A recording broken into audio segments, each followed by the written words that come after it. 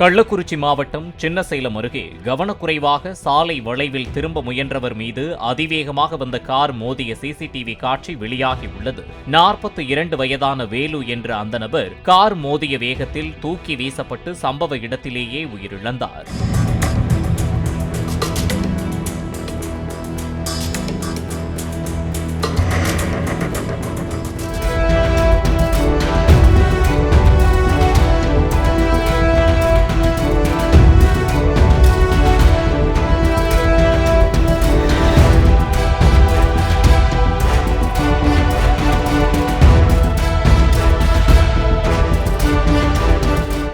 Play store மற்றும் app ஸ்டோரில் இருந்து பாலிமர் செயலியை QR கோடு மூலம் பதிவிறக்கம் செய்யுங்கள்.